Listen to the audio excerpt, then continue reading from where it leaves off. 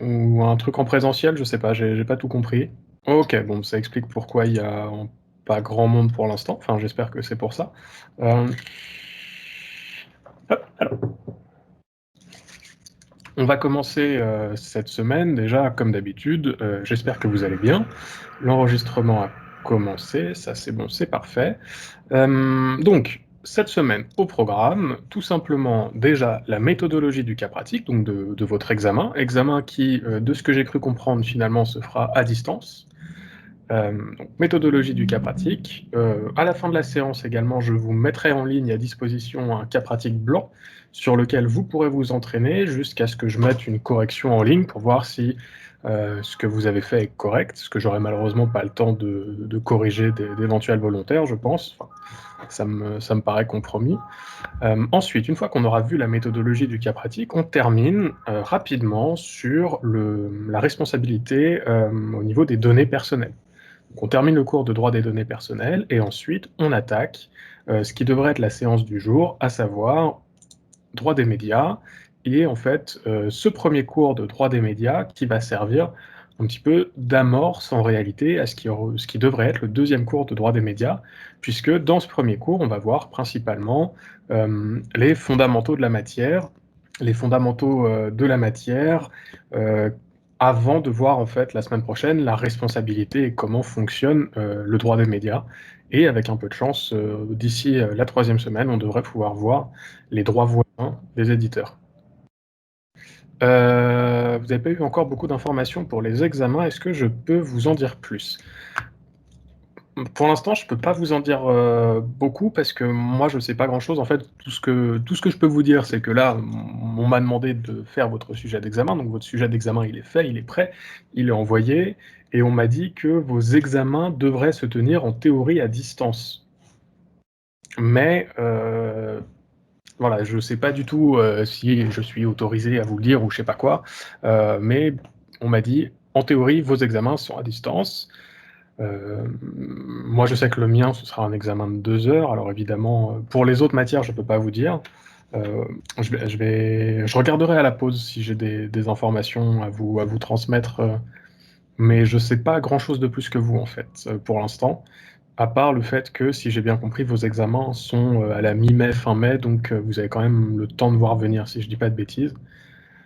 Mais voilà, c'est à peu près tout ce que je sais. Désolé, j'ai pas beaucoup d'informations supplémentaires à vous donner là-dessus. Alors, évidemment, avant de commencer le cours de cette semaine, enfin de reprendre, est-ce que vous avez des questions sur ce qu'on a vu la semaine dernière ou les semaines passées? Ou pour l'instant, ça va à peu près? Enfin, en tout cas, bon, s'il y a pas de questions, OK, très bien, c'est super. Donc on va commencer ce cours, le cours de cette semaine par la méthodologie du cas pratique. Alors, hem, on va commencer par enfoncer des portes ouvertes. Un cas pratique, c'est quoi? Bah, c'est la résolution pratique d'un problème. Ça veut dire quoi? Ça veut dire que vous allez avoir un sujet, dans lequel il y aura des questions et vous devrez donner une réponse, oui ou non. Voilà, en général, hein, ce sont des questions, où à la fin ça devrait être: «Elle peut faire ceci» ou «Elle ne peut pas faire cela», et donc vous devez donner une réponse pratique. Il ne s'agit pas de disserter pendant, 1/2 heure sur, des éléments connexes, à la question, c'est pas une dissertation. Je ne sais pas si dans d'autres matières vous avez fait est-ce que bon déjà, c'est peut-être la question par laquelle j'aurais dû commencer. Est-ce que vous avez déjà fait dans d'autres matières des cas pratiques? Non. Non. Jamais. Ouh là, jamais, OK, très bien. Alors, on va prendre le temps de voir un petit peu en détail comment on fait un cas pratique. Remarque, je vous disais que j'aurais pas le temps. Ouais, non, mais je vous ferai un beau corrigé avec une belle méthodologie, sachant que en fait, le cas pratique, c'est un des exercices, phares, on va dire, chez les étudiants en droit. On a une méthodologie très stricte avec des règles, tout aussi strictes, évidemment et moi, ça me paraît assez logique qu'en fait, je vous propose cette méthodologie-là, que vous allez essayer de la suivre, mais je vais pas vous, lyncher si jamais il y a des problèmes de méthodologie, comme je lynche mes étudiants en droit. Enfin, c'est pareil, je suis gentil avec mes étudiants en droit aussi, mais disons que forcément, vous allez avoir des lacunes dans la forme et même dans le fond. En théorie, dans le fond, non, mais sur la forme, vous allez avoir des lacunes et je vais essayer de pas trop vous, sanctionner dessus. Bref, globalement, quand vous avez un sujet de cas pratique, là, par exemple, je sais ce que je vais faire. Je vais vous mettre le sujet de cas pratique sur, sur Teams. Voilà. Fichier. Comme ça, vous allez voir à quoi ressemble un cas pratique. Vous allez voir à quoi ressemble un... Alors, non, on va pas mettre le sujet d'examen, on va mettre le cas pratique blanc. Voilà. Donc là, je viens de mettre sur Teams le cas pratique blanc. Donc, normalement, pour ceux qui vous allez le regarder et vous allez voir que c'est quand même très long. Le sujet d'examen, là, ça va, c'est un cas pratique blanc, donc c'est pas trop long, mais le sujet fait une page et demie en règle générale. Et dans ces une page et demie, toutes les informations ne sont pas utiles. Il y a plein de trucs qui sont rajoutés juste pour vous casser les pieds, puisque la première étape d'un cas pratique, c'est toujours de faire un résumé des faits avec une qualification juridique.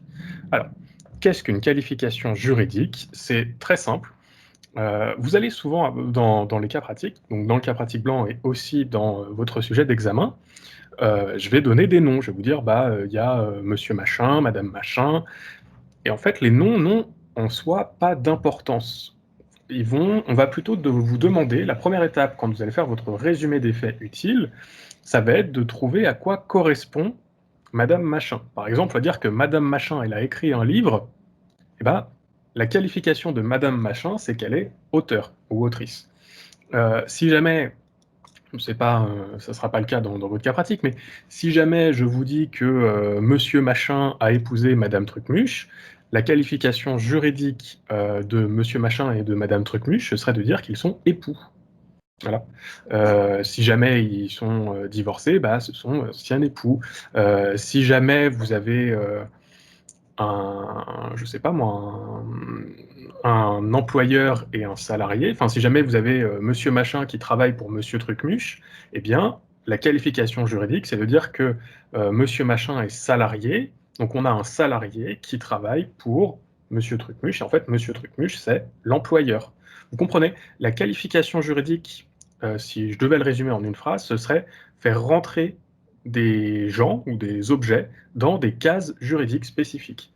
Auteur, employé, marié, contrat de droit d'auteur, enfin vous voyez tous ces éléments-là. Donc la première étape, c'est l'étape de la qualification juridique. C'est de dire, par exemple, je crois que dans le cas pratique blanc que je vous ai marqué, il y a plein de noms et il y a des notions, il y a qui devraient arriver dès le résumé des faits, qui est machin c'est un auteur, machin c'est un cessionnaire des droits, ou en tout cas c'est quelqu'un qui veut obtenir une cession de droit.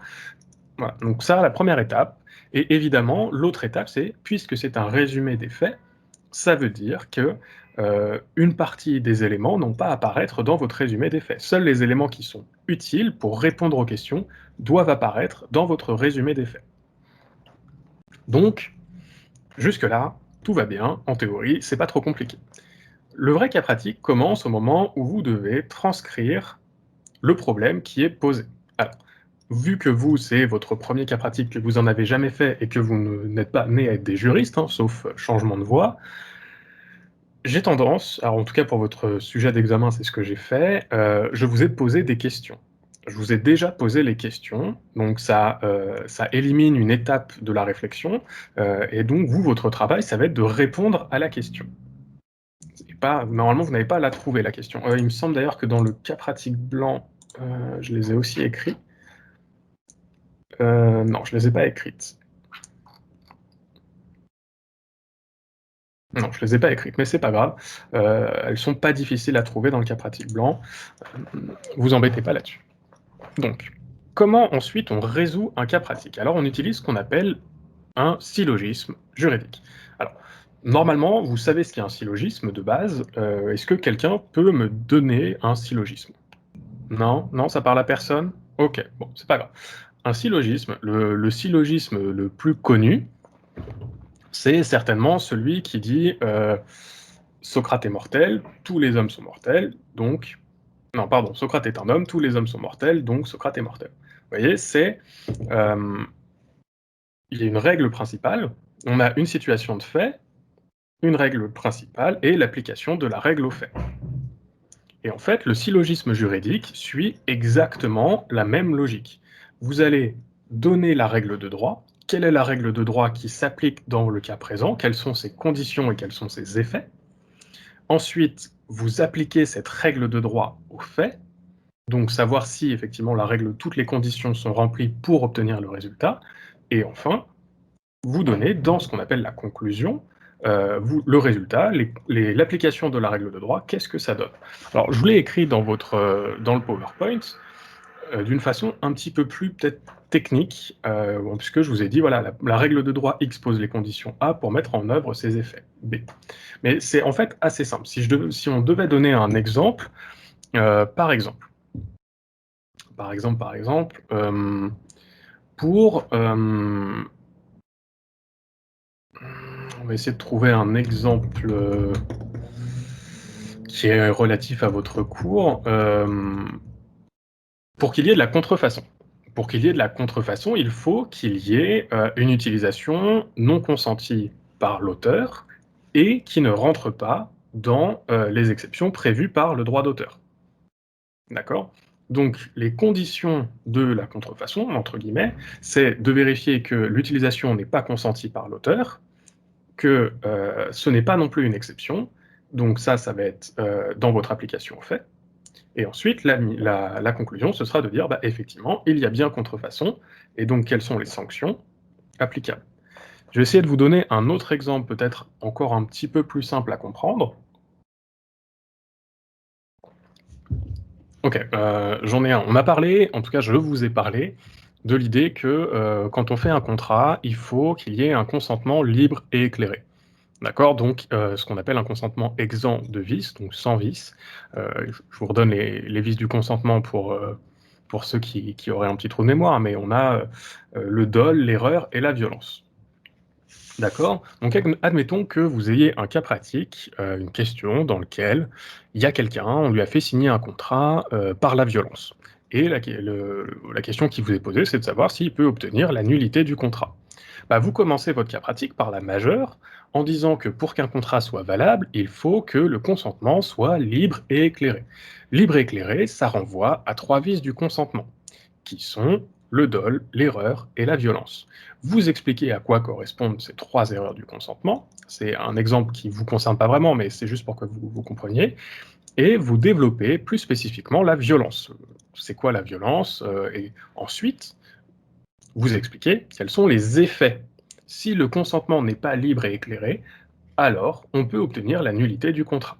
Ça, c'est en fait, voilà, la règle de droit X, c'est la nécessité d'avoir un consentement libre et éclairé.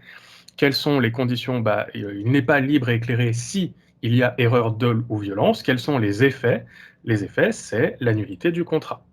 Ensuite, on va vérifier, ce que je vous disais, dans la mineure, ce qu'on appelle la mineure, on va vérifier que les conditions de la règle de droit s'appliquent bien aux faits de l'espèce.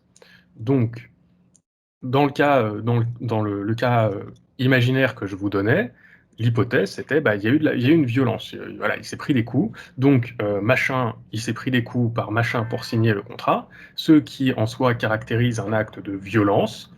Conclusion, il peut demander la nullité pour violence.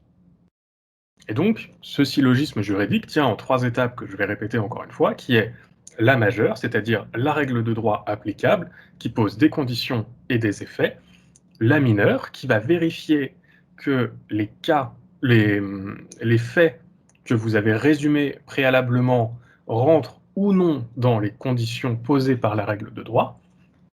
Parce qu'en soi, c'est aussi possible que, qu'il manque par exemple des conditions, que certaines conditions ne soient pas remplies et que votre conclusion qui est de dire est-ce que les effets de la règle de droit s'appliquent ou non, que la réponse finale de votre cas pratique, ce soit de dire bah machin, il ne peut rien faire ou il ne peut pas contester puisque tel élément n'est pas rempli. D'accord? Est-ce que ce que je viens de vous expliquer est à peu près clair? Parce que je sais que je suis allé un petit peu vite, comme d'habitude, j'en ai bien conscience. Mais est-ce que vous avez des questions sur ce que je viens de dire? Est-ce que vous pouvez répéter mineur et majeur, s'il vous plaît? Bien sûr. Alors, donc on va reprendre tout le machin. Le syllogisme, il est construit en 3 parties, une majeure, une mineure et une conclusion. Dans la majeure, donc la première partie, vous donnez la règle de droit applicable.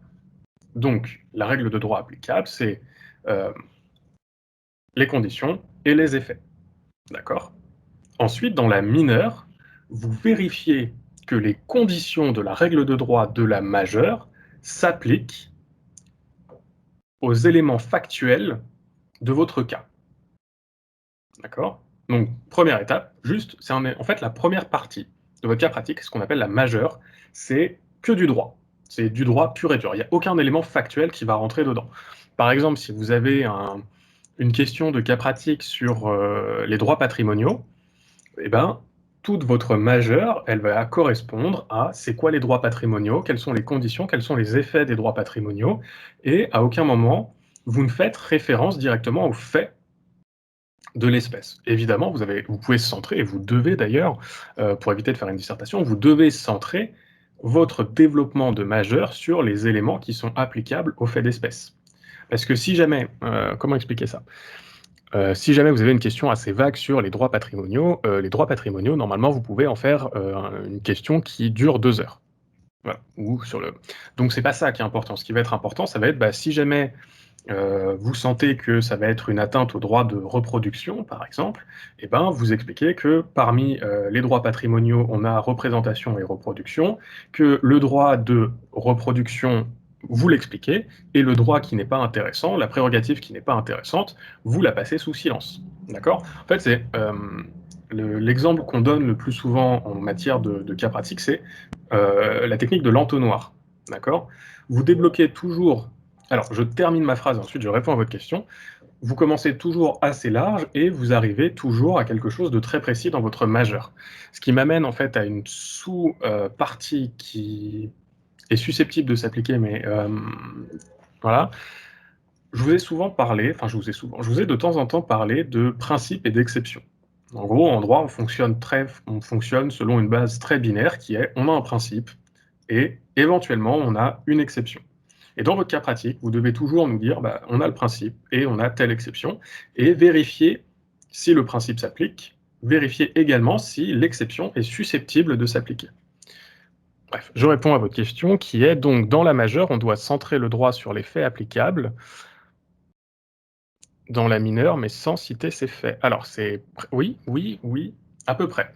En gros, on va reprendre cet exemple que je vous donnais sur les vices du consentement, parce que c'est un exemple assez simple à comprendre, je trouve.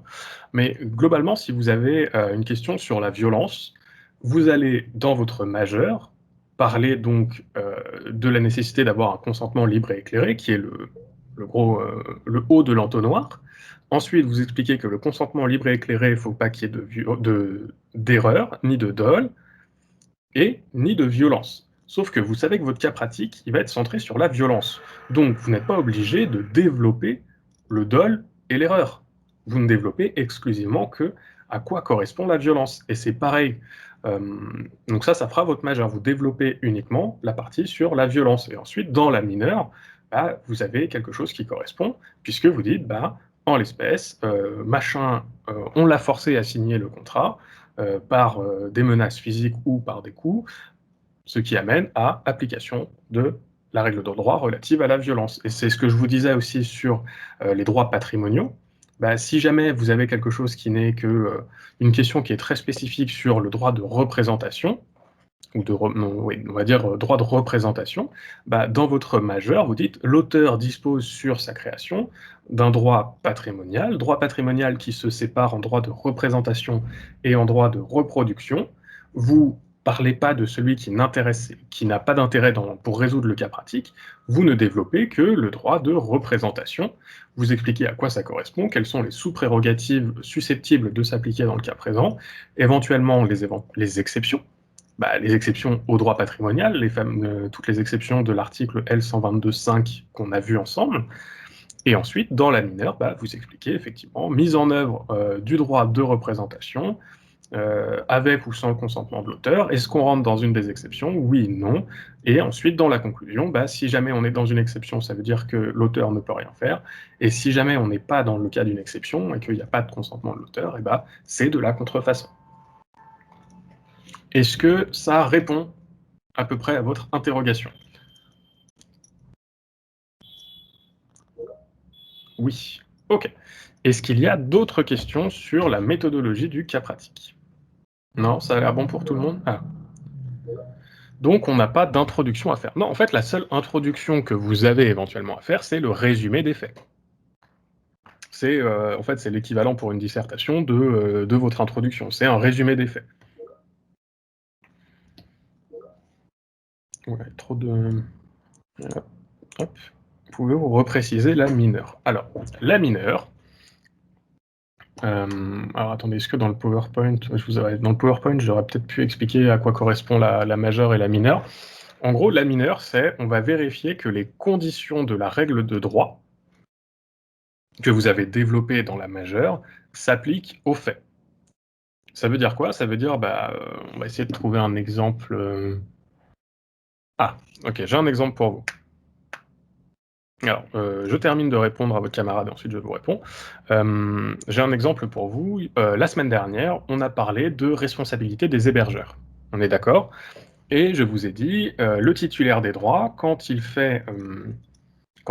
veut demander à un hébergeur de retirer un contenu, il doit remplir 5 conditions. Alors, je les ai plus toutes en tête exactement, hein, mais en gros, il doit s'identifier, il doit dire qu'il est le titulaire des droits, il doit dire pourquoi il fait cette demande, il doit donner un lien vers le contenu et il doit dire en gros ce qu'il veut obtenir et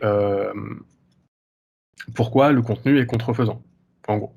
Et donc, dans la majeure, vous allez développer ces 5 conditions. Vous allez dire, si le titulaire des droits il veut faire supprimer un contenu, il doit il doit remplir ces 5 conditions dans sa demande, et le responsable de traitement, il doit supprimer le contenu sous 2 jours, dans un prompt délai qui est de 2 jours maximum. D'accord? Ça, c'est votre majeure. Du coup, dans la mineure, vous allez vérifier que si vous vous placez du côté du titulaire des droits, vous devez vérifier que la demande faite par le titulaire des droits remplisse bien les 5 conditions. D'accord? Et si jamais, donc ça, vous vérifiez que les... Oui, oui, en gros, c'est ça. Le développement majeur, mineur, conclusion, vous le faites pour chaque partie. Vous allez avoir, par exemple, là, dans le cas pratique blanc que je vous ai donné, que j'ai pas sur moi, je termine, mais en gros, vous avez, pour votre examen, vous avez 4 questions différentes. D'accord? Vous avez votre cas pratique est scindé en 4 questions différentes, et pour chacune des questions, vous devez mettre en place ce syllogisme majeur, mineur, conclusion. Sachant que, en fait, la conclusion, c'est pas, pour répondre à votre question, c'est pas un récapitulatif de l'analyse. La conclusion, c'est l'application, finalement, c'est l'application des effets de la règle de droit au cas. Ça veut dire quoi? Ça dépend. Ça dépend de plein de choses. Vous, c'est globalement, je crois que c'est 3 ou 4. Je sais plus, je crois que vous, c'est 3. Il y a 3 parties. En gros, il y a 3 grosses questions et Nantes, c'est 4 questions.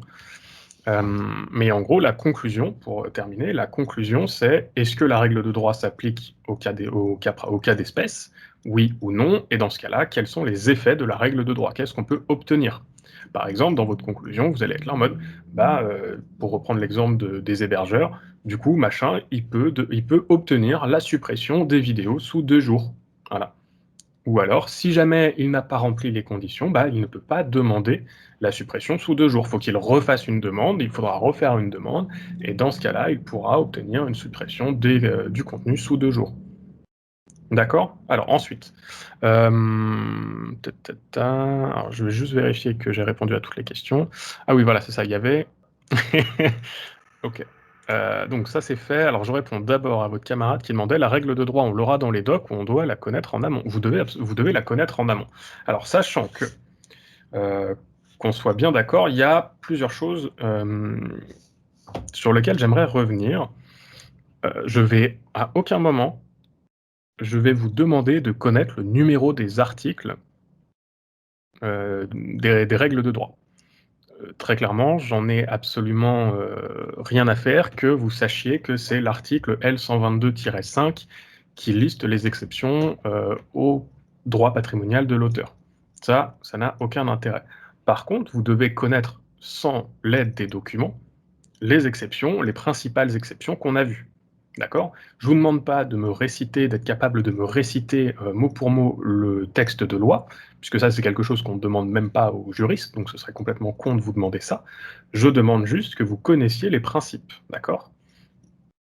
Par exemple, je ne sais pas si jamais on va parler de... parce que, il y a les questions qui arrivent en même temps, du coup c'est compliqué de gérer différents flux informationnels dans mon cerveau.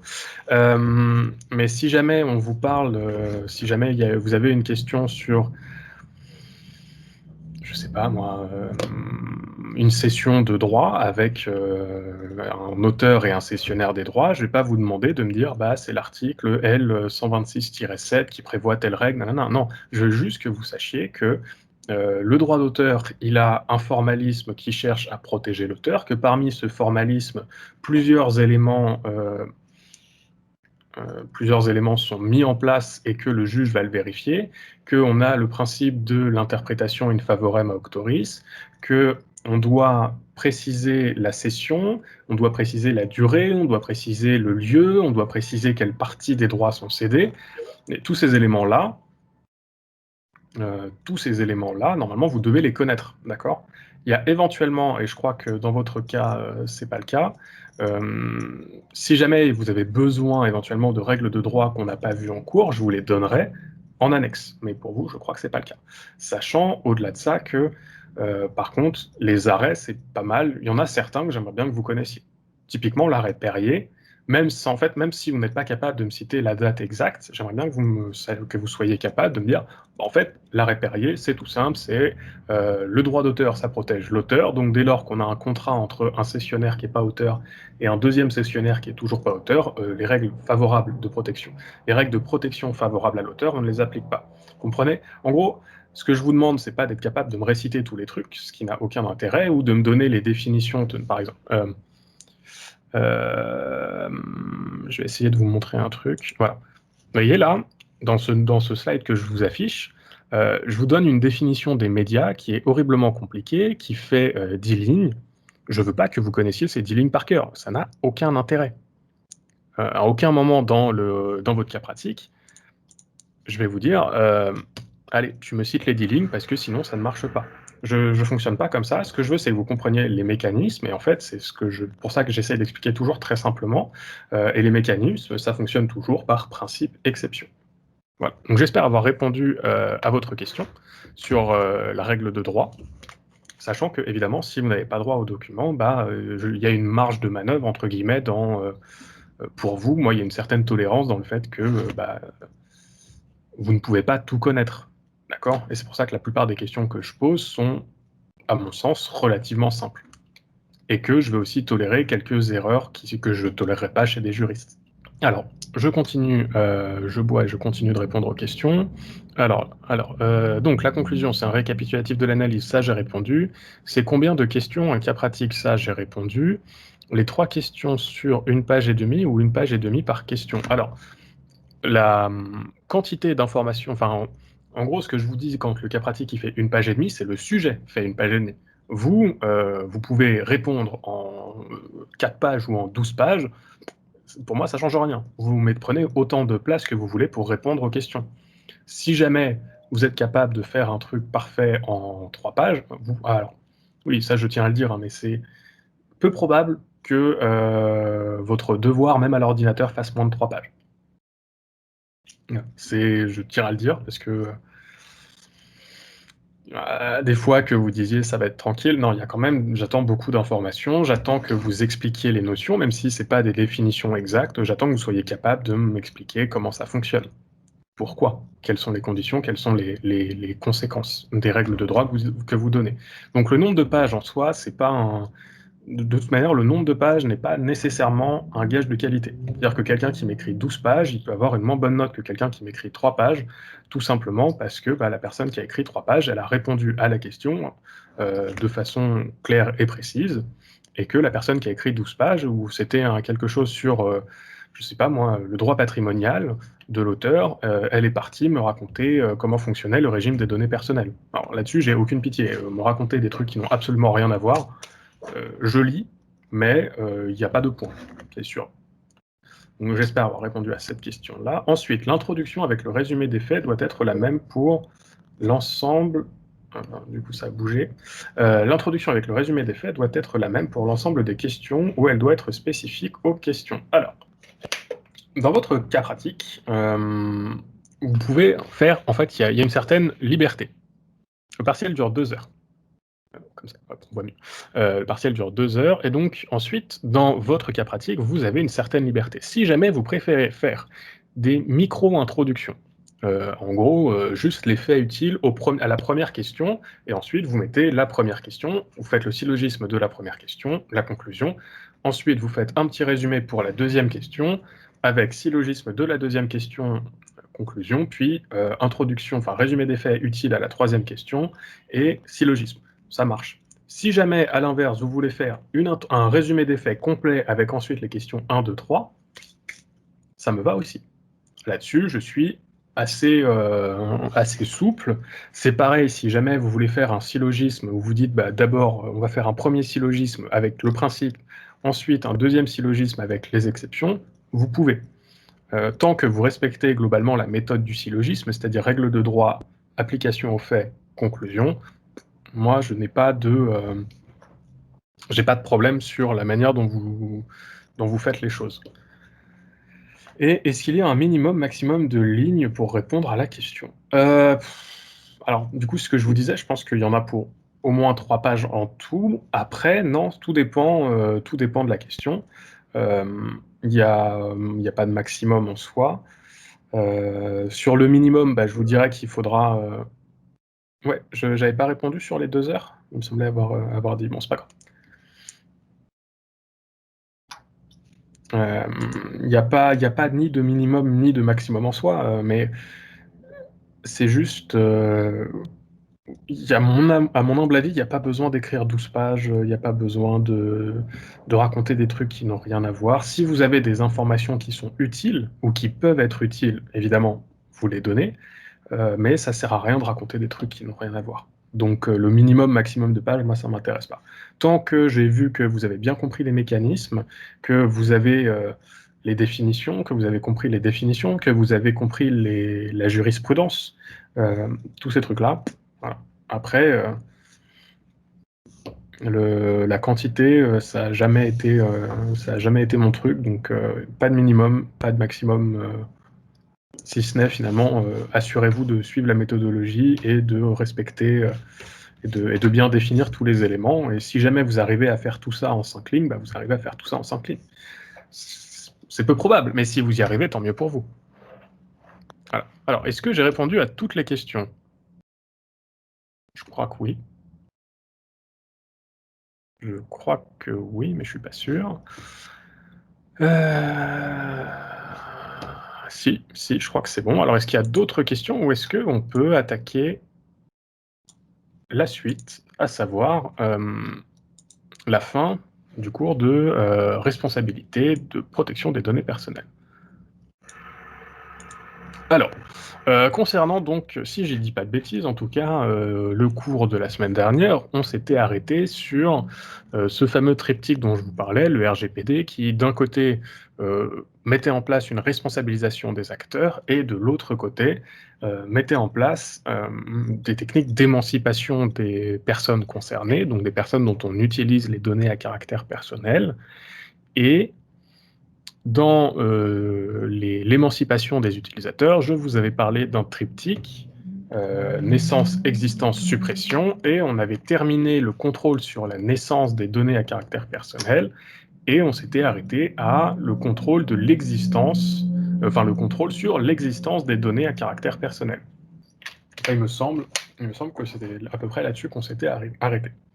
Alors, concernant donc le contrôle sur l'existence des données à caractère personnel par l'utilisateur, ce contrôle-là, il se fait, comme je vous l'ai écrit, à travers le droit de l'accès aux données, donc qui est un droit relativement ancien. C'est pas le RGPD qui l'a mis en place, mais il le reprend, assez ancien par rapport aux données personnelles, puisque ça date de la convention du 28 janvier 1981, je vous l'ai écrit, et on le retrouvait également déjà aussi dans la directive de 1995, 95, pardon.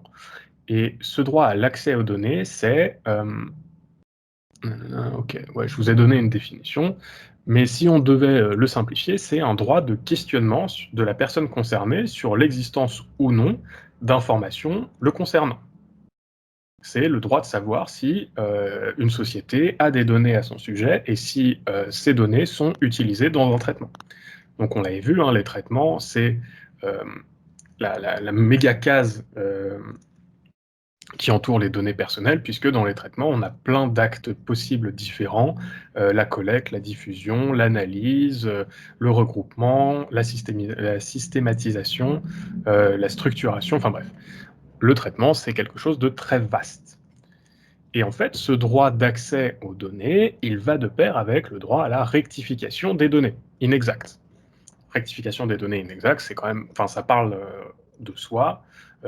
C'est l'idée que si jamais une société a des données à votre sujet et que ces données ne correspondent pas à la réalité, vous avez le droit de faire corriger ces données. Vous n'avez pas le droit de demander la suppression à travers le droit de rectification, mais vous avez le droit de demander à corriger ces données. Par exemple, si jamais vous changez d'adresse et que tel site internet utilise encore votre ancienne adresse pour vous envoyer de la pub, vous avez parfaitement le droit de dire au fait, j'utilise mon droit à la rectification des données, vous mettez la bonne adresse. D'accord? Le droit de contrôle sur l'existence, il est finalement assez limité.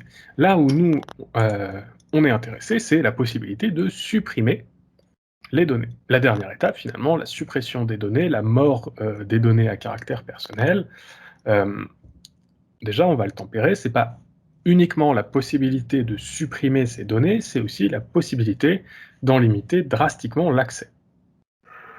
C'est-à-dire, par exemple, le déréférencement, je crois que j'en ai pas encore parlé, mais le déréférencement fait partie du droit à l'effacement, du droit à l'oubli, et ce déréférencement, tout simplement, c'est on va pas supprimer les données, mais on va faire en sorte que ce soit pas possible de tomber dessus. Ça veut dire que quand vous allez taper par exemple votre nom sur Google, euh, vous allez demander à ce que tel site ne soit pas visible depuis la barre de recherche Google. D'accord? Ça, c'est le déréférencement. Et globalement, en fait, je vais essayer de simplifier, mais on distingue deux hypothèses. C'est ce que je vous disais, c'est soit on va l'invoquer à l'égard du site qui publie l'information, qui utilise la donnée, dans quel cas on va demander la suppression, soit on l'invoque à l'égard d'un moteur de recherche, auquel cas on va obtenir le déréférencement.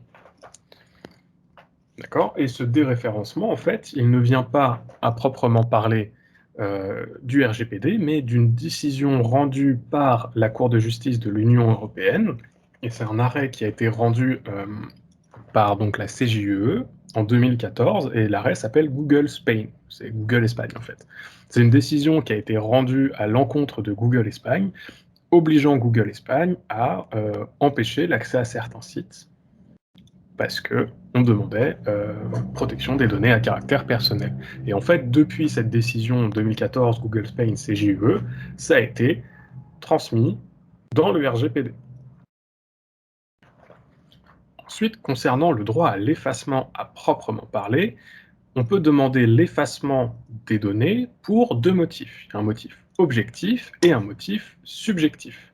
Le motif objectif, c'est quand les données sont inexactes ou que le traitement est illicite.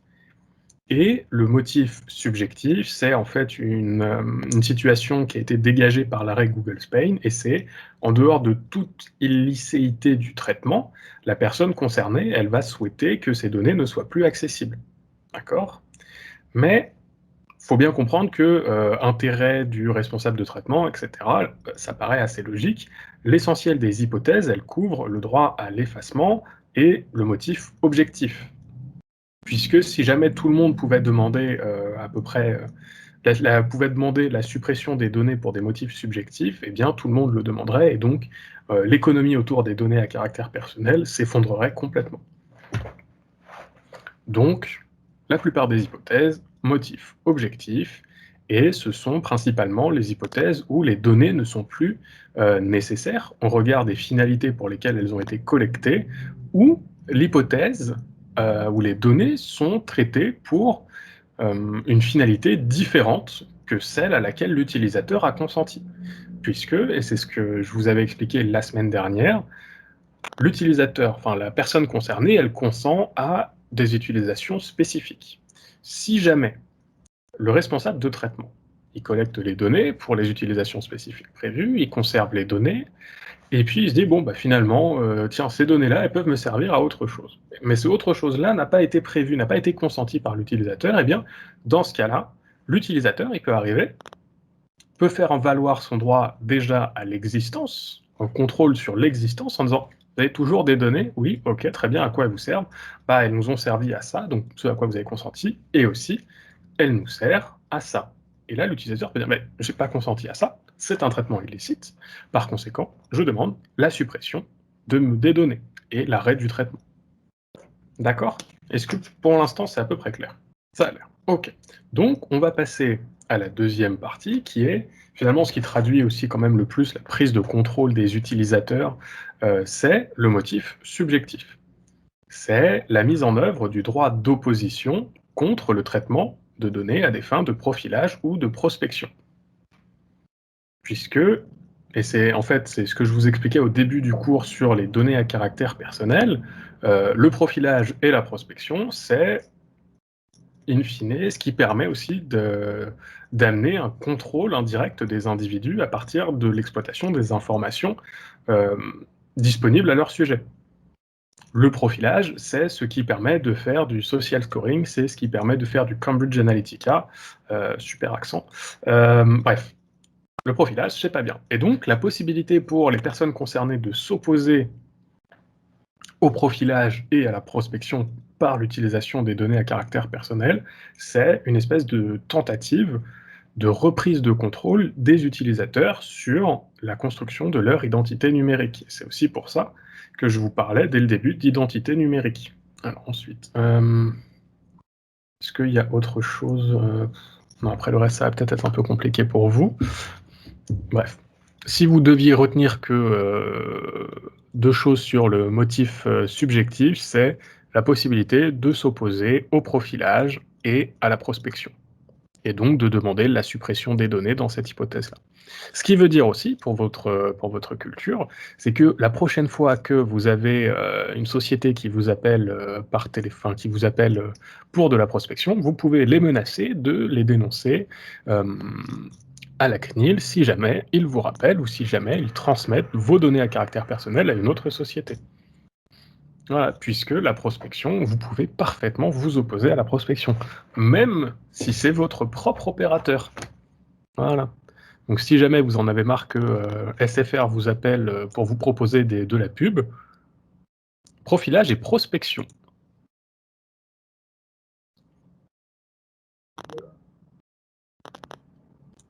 Voilà. Donc tout ça pour dire que vous pouvez parfaitement vous opposer à ces deux trucs-là. Donc, on l'a vu, il y a un contrôle, mais, enfin, il y a un contrôle, il y a une émancipation et une reprise du pouvoir de contrôle justement par les utilisateurs. Mais cette émancipation, bien évidemment, est limitée par différents aspects, par différentes pratiques aussi, entourant les données à caractère personnel. Et en fait, ça tient de toute manière à la nature même de la technologie qui oscille entre assistance et surveillance.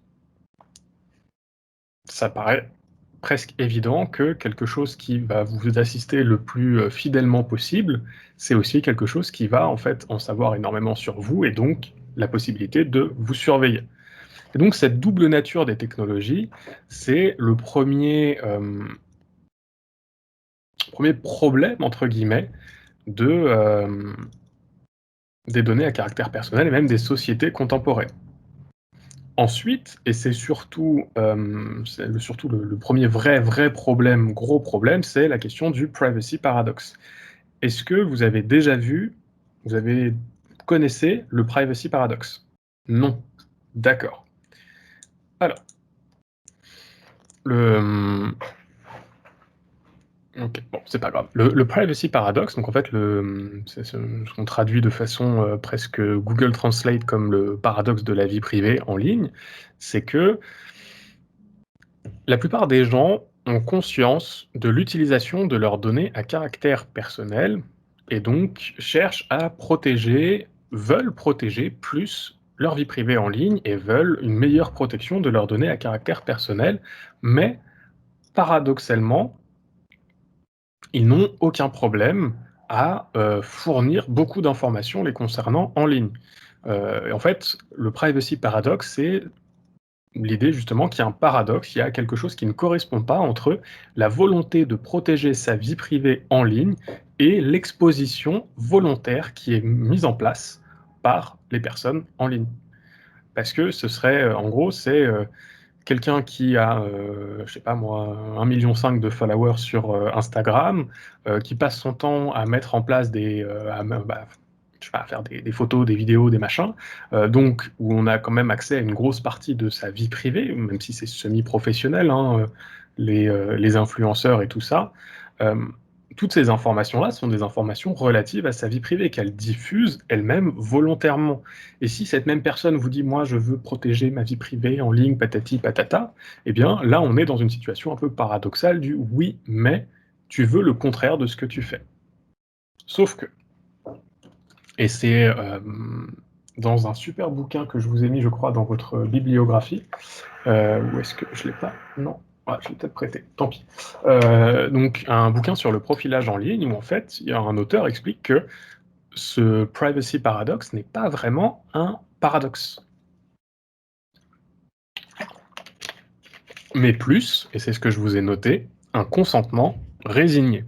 Pourquoi consentement résigné? Eh bien, c'est très simple en fait. Si vous voulez exister en ligne, vous êtes obligé de vous exposer. Si vous voulez communiquer avec des gens, vous êtes obligé de vous exposer. Vous êtes obligé de consentir.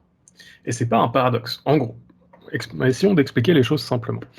Euh, Désormais, la plupart des gens, pour communiquer, ils utilisent certes des messages, SMS, machin, mais ça passe aussi beaucoup par d'autres plateformes. Ça passe par Snapchat, ça passe par Instagram, ça passe par Twitter, ça passe... Bref, si vous voulez exister, si vous voulez communiquer avec des gens, la plupart du temps, vous allez être obligé de rejoindre un des réseaux sociaux utilisés à un instant T. Par exemple, il y a 10 ans, alors maintenant c'est un petit peu moins le cas, mais il y a 10 ans, si vous vouliez être socialement accepté, ou avoir des interactions sociales avec des gens autres que des interactions physiques, il fallait s'inscrire sur Facebook.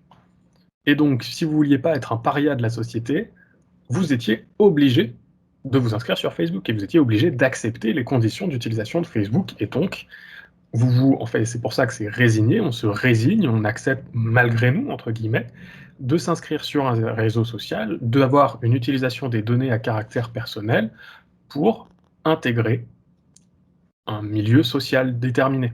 Et donc c'est ça en fait, un consentement résigné, c'est pas vraiment un privacy paradoxe, c'est pas d'un côté je veux protéger ma vie privée et de l'autre je m'expose parce que c'est marrant de s'exposer, c'est en fait j'ai pas le choix. Si je veux participer, si je veux pas vivre en ermite, même papy, mamie vont finir par s'inscrire sur Facebook parce qu'ils veulent communiquer bon, avec leurs amis, mais aussi avec leurs petits-enfants, voire leurs enfants, bref. Papy et mamie, ils sont pas vraiment dans le privacy paradoxe, ils sont plus dans le consentement résigné, voire éventuellement même dans l'ignorance complète de l'utilisation des données personnelles, en fonction des grands-parents en question. Il y en a qui s'y connaissent un peu plus que d'autres, mais ce que je veux dire, c'est il y a la plupart des gens, en réalité, consentent à l'utilisation des données personnelles pour ne pas être en ermite, pour ne pas vivre en ermite complet des personnes de son cercle social. C'est à peu près clair voilà, privacy paradoxe, consentement résigné? Yes, ok, j'ai des pouces en l'air, c'est parfait. Bon, ensuite, on va parler un petit peu d'un truc qui me fait beaucoup rire. Alors, enfin, ça me fait beaucoup rire, oui et non, mais c'est quelque chose, une fois si vous savez pas ce que c'est, une fois que je vous en parle, vous allez le remarquer partout. Est-ce que quelqu'un ici sait ce qu'est un dark pattern? Non. Ok, personne ne voit ce qu'est un dark pattern. Alors, je vous explique très simplement. Un dark pattern, en gros, euh, Il faut comprendre que quand vous êtes sur des sites internet, vous avez des gens qu'on appelle des UX designers qui designent pardon, la gueule du site internet et qui designent aussi les pages où vous êtes censé accepter les cookies, certaines utilisations spécifiques, tout ça. Et en fait, les dark patterns, ce sont des techniques. Il y en a un paquet, je vais vous en donner quelques exemples, hein, mais ce sont toutes les techniques qu'utilisent les UX designers pour vous faire accepter, malgré vous, entre guillemets, de façon inconsciente, ou parce que voilà, vous voulez aller vite, pour vous faire accepter toutes les utilisations possibles de vos données à caractère personnel. En gros, si je devais donner un exemple tout simple, ça va être, je vais vous en donner plusieurs, mais ça va être de mettre la case accepter toutes les utilisations en gros et en vert, voilà, pour qu'on le voit bien. Et puis le bouton refuser, en fait, il va être écrit en tout petit, caché dans un coin de la page. Ça, c'en est un. Ça va être l'inversion des couleurs. Ça va être accepter en vert et refuser l'utilisation en rouge. Ça va être, plutôt que d'avoir accepté et refusé, ça va être un bouton OK et un bouton, voilà, donc un gros bouton OK en vert et puis un autre bouton qui va pas dire non, mais qui va vous dire, ah ben voilà, si vous n'êtes pas d'accord, cliquez ici. Voilà, il y aura juste le ici qui sera un lien cliquable. Et en fait, toutes ces pratiques-là sont en théorie des pratiques illicites, mais il y a tellement de sites internet qui le font qui ont. Alors, je vous laisserai aller regarder, hein, parce que les dark patterns, là, je vous en cite quelques-uns, mais il y en a tellement. Ah oui, il y en a un autre que j'aime particulièrement. C'est celui qui renvoie à tous les autres sites internet auxquels il va vendre vos données, donc à tous les data brokers, à tous les. J'oublie comment on disait data broker en français. Les courtiers de données personnelles, voilà ça. Donc, qui va en fait, imaginez, vous allez sur Yahoo. Yahoo faisait ça, je crois qu'ils ont arrêté. Vous allez sur Yahoo. Plus personne ne va sur Yahoo, mais vous allez sur Yahoo. Et au moment d'accepter tous les cookies, tous les traitements différents des données à caractère personnel, plutôt que de pouvoir accepter genre la collecte, d'accepter la vente, d'accepter voilà, tous ces éléments-là, on va vous dire, bah, en fait, nous, on va fournir vos données personnelles et il va y avoir 150 data brokers différents, et Yahoo va vous dire, bah, en fait, si vous ne voulez pas qu'on les envoie aux 150 personnes, un par un, va falloir aller sur le site de ces data brokers et refuser l'utilisation de vos données à caractère personnel. Et donc ça c'est 100% un dark pattern. Pourquoi? Parce que quelque chose qui devrait pouvoir être fait de façon quasi instantanément, ça va vous demander un effort de plusieurs vingtaines de minutes. Alors que pour accepter, il y aura juste la case OK. Et ça va vous prendre 2 secondes de cliquer sur OK. Et en fait, c'est le côté aussi, on essaye de décourager les utilisateurs de protéger leurs données personnelles. C'est ça aussi, les dark patterns.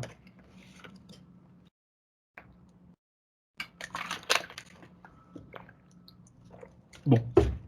Ensuite, et là, j'espère que vous en souvenez, parce que c'est un truc dont on a parlé la semaine dernière, mais la semaine dernière, je vous ai parlé des conditions de licéité du traitement, et parmi les conditions, je vous ai dit, bah, en gros, la première hypothèse, c'est l'utilisateur consent.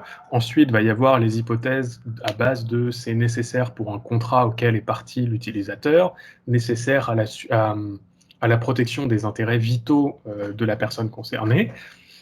Donc, vous avez donné toutes ces hypothèses-là, et je vous avais dit, et il y a aussi l'intérêt légitime. Et je vous avais dit, l'intérêt légitime, c'est vraiment de la merde pour la protection des utilisateurs. Et pourquoi c'est de la merde? On va le voir maintenant. Mais en gros, l'intérêt légitime du responsable de traitement, c'est quelque chose qui permet donc de passer outre le consentement des utilisateurs, sauf pour les données dites sensibles, faut bien qu'on soit d'accord là-dessus. Mais donc c'est quelque chose qui permet de passer outre le consentement des utilisateurs et de traiter les données. Et les intérêts légitimes, c'est une notion qui est très vague et qui est, même au-delà d'être vague, qui est volontairement pas définie. Et donc le RGPD, il vous donne des exemples, il vous dit, parmi les intérêts légitimes, on peut dire que les fins de prospection, c'est un intérêt légitime. Ce qui est Voilà, et il y a encore un côté, bah oui, mais attendez, parce qu'on a le droit d'empêcher la prospection, mais ça peut être un intérêt légitime. Donc en fait, la logique, c'est de dire, c'est un intérêt légitime, blablabla, vous subissez la prospection, et une fois que vous la subissez, vous vous y opposez.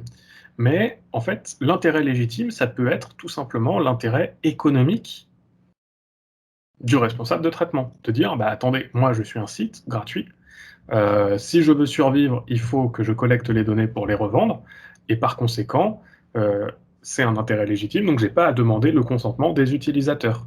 Ou alors, moi je suis une plateforme comme Facebook, les données personnelles, bon ok, je les revends, mais je m'en sers aussi pour faire des algorithmes qui permettent de mieux savoir ce que pensent les gens et ce que veulent les gens, et donc d'anticiper la demande. Et ça fait aussi partie de mon activité économique, donc intérêt légitime. Et si intérêt légitime, pas besoin de demander le consentement. Et voilà, cette notion d'intérêt légitime qui est un peu, qui est même vraiment fourre-tout, elle est tellement fourre-tout que c'est pas exclusivement l'intérêt légitime du responsable de traitement, donc de la personne qui va collecter ou traiter les données, mais ça peut être aussi l'intérêt légitime d'un tiers. Et c'est pour ça que je vous donnais l'exemple de Facebook. Alors, ils ont peut-être changé depuis, mais il y a quelques semaines, quelques mois, c'était encore ça. On dit, mais en fait, nous, l'intérêt légitime, ça va être, en gros, de filer toutes vos informations à des annonceurs. Ça va nous permettre de débloquer de la thune et donc d'améliorer euh, nos services. Et le plus drôle, dans les intérêts légitimes aussi de Facebook, c'est de dire qu'il s'en sert pour faire de la recherche académique, scientifique, blablabla. C'est faux. Mais c'est marrant. Pardon. Alors, est-ce que... Alors, ça, c'est fait. Je regarde juste... voilà, PowerPoint. Est-ce que... Non, non, je vais pas parler trop de la fondamentalisation. La fondamentalisation, on va l'avoir On va l'avoir très, très rapidement.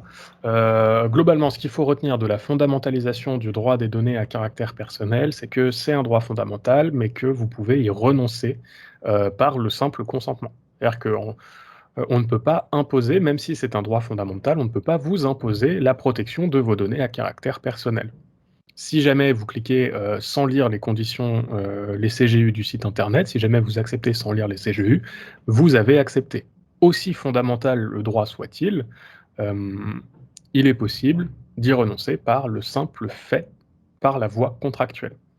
Et il y avait une affaire très intéressante, alors je vais quand même vous en parler. Attends, je voulais juste vérifier euh, quelque chose.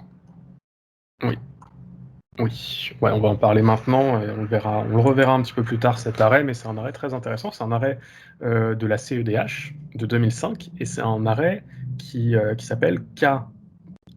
La lettre K, hein, c'est KA et AD, donc que des lettres, KA et AD, contre Belgique. Et en fait, pourquoi cet arrêt il est intéressant? Bah, c'est en fait, il vous montre les limites des droits fondamentaux et la possibilité de renoncer à ces droits fondamentaux par le simple consentement. Et dans cette affaire, alors qui était un petit peu folle, parce que c'était, alors je crois, un magistrat, un médecin, et enfin bref. En gros, c'était des gens qui s'adonnaient au sadomasochisme. Et il y a une des personnes qui a été blessée au cours de leur pratique. Donc, il y a eu cette fameuse question du bah, attendez, là on est quand même dans un cas de violence, blablabla, sauf que protection de l'intégrité physique, la protection de la personne, tous ces éléments-là relèvent des droits fondamentaux. Et puis, est-ce que finalement on ne va pas chercher à protéger la personne aussi contre elle-même? Non, bah, on peut pas, en fait, on ne peut pas renoncer à une partie de ses droits fondamentaux. En gros, on ne peut pas accepter de se faire casser la gueule, même si ça nous fait plaisir. Voilà. Et en fait, dans cet arrêt KA et AD contre Belgique, donc dans cette affaire de sadomasochisme, la CEDH vous dit, bah en fait, à partir du moment où vous consentez à la renonciation partielle hein, de vos droits fondamentaux, c'est valable, tant que le consentement est libre et éclairé. Et c'est pareil en fait pour les données à caractère personnel. Pourquoi je parle de cet arrêt KA et AD? C'est parce qu'en fait il date de 2005, donc qui est un des premiers qui a été le premier à vous dire on peut renoncer à ses droits fondamentaux, et cette logique s'applique aussi pour les données à caractère personnel. Vous renoncez à la protection d'un droit fondamental, même de plusieurs, puisque en renonçant à la protection de vos données à caractère personnel, même partiellement, vous renoncez aussi un petit peu à la protection de votre vie privée et de votre droit à l'image, qu'on verra la semaine prochaine dans le cours de droit des médias. Et voilà, le simple renoncement, le simple consentement libre et éclairé, mais qui est libre et éclairé même si vous n'avez pas lu les CGU, libère le responsable du traitement, même si c'est un droit fondamental. Ok, alors je vous propose, ça fait 1 heure, donc je vous propose de prendre la pause maintenant. On se retrouve à 16h52. Si vous avez des questions, dès que je suis de retour devant l'écran, une fois que j'ai rempli ma bouteille d'eau, je suis bien évidemment disponible pour y répondre. Voilà. Alors, on va reprendre. Je vais couper la musique. Voilà. Donc, est-ce que vous avez des questions sur ce qu'on vient de voir, ce que je viens d'expliquer? Parce que je sais que je suis allé un petit peu vite sur la fin. Donc, s'il y a des questions, n'hésitez pas, y compris sur, encore une fois, la méthodologie du cas pratique, si vous voulez revenir dessus, ou sur le droit des données à caractère personnel, puisque on en a terminé sur les données à caractère personnel.